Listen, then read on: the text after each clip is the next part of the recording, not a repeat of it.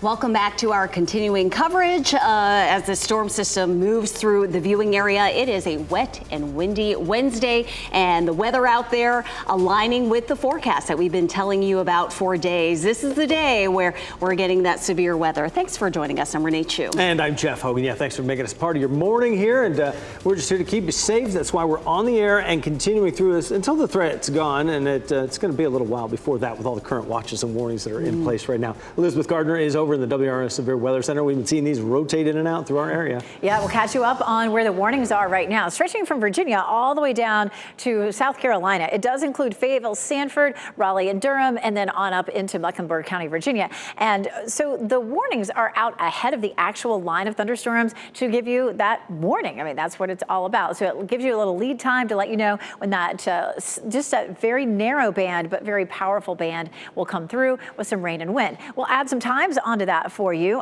Morrisville at 11:38, Apex 11:42. Right now it is 11:32. Holly Springs 11:48, Wake Forest 11:52. Raleigh 11:55. These storms are moving at about 40-45 miles per hour. That's the speed of this line. And so that's an estimate time where you can expect to see this strong line. Some of the rain is starting to taper off in Chapel Hill. Pretty heavy over Durham right now and moving into Creedmoor and Oxford. We'll zoom in here up to the north, really moving right over Oxford, Henderson, heading your way, and then up into Mecklenburg County, Virginia. And we'll take a look at what it looks like down to the south as well. Southern Pines, Vass, Sanford seeing that line. Now, if you're east of this line, you can expect the same thing. You'll likely see a severe thunderstorm warning, and it's possible that you could see something worse than that. We are looking at more warm air surging in along the I-95 corridor, so that's where we could possibly see a few isolated tornado warnings. We've had some tornado warnings with the system back to the west around the Triad and Charlotte. Take a look at Durham. The line is sitting right on top of Durham, so that rain is falling very heavily.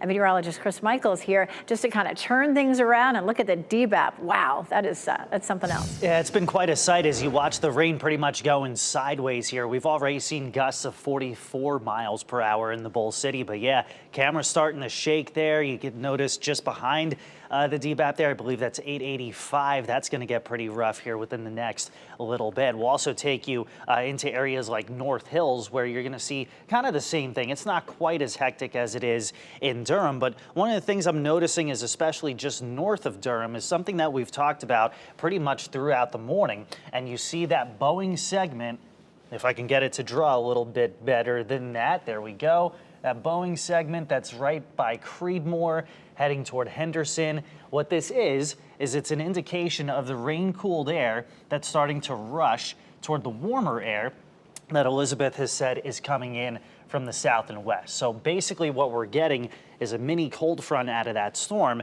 that's helping to intensify it. So I would expect in Granville and Vance counties that we'll probably see some wind damage within the next 30 to 60 minutes. Elizabeth? Thanks, Chris. And we'll take a look at some of the areas. We're picking up some of those wind gusts. Fayetteville gusting to 41 right now, 28 in Goldsboro, 21 in South Hill. And of course, all these towns here are out ahead of the actual line. And so earlier in Durham and Raleigh, we had winds gusting up to around 45 miles per hour even before the line got there. So wind is going to be strongest, of course, for the next several hours, but the strongest of all right there as that line moves over you, where we could see winds gusting up to 60. We saw some winds gusting to 60 miles per hour back in Burlington when the line passed over that area. There is a tornado watch that's in effect until 1 o'clock. Again, watching really any of our viewing area, but especially some of the eastern counties when that line gets there. And it's going to be, something that we will be watching very closely. The rain will taper off between 2 and 3 o'clock, and it shouldn't be a big issue for the evening commute. However, there might be a few lingering isolated showers behind it, and it will remain windy. How much rain have we seen so far? Boy, this just changed. That heavy rain over Durham right now, I've just kind of ticked it up to almost 3/4 of an inch. A lot of places that have already seen the line come through are at about a half an inch to close to 3/4 of an inch, and then otherwise we haven't seen a whole lot. Of course, we could see as much as an inch to an inch and a half with the system, and we definitely need the rain. Wind damage will be our most significant threat. Back to the west, we've seen some power lines down, some trees down. We started to see that here in our part of the viewing area too. Tornadoes are possible. Flooding's not expected. We're just going to see a good soaking rain. Coming up, we're going to talk a little bit more about that threat for tornadoes and where your safe place is at your house.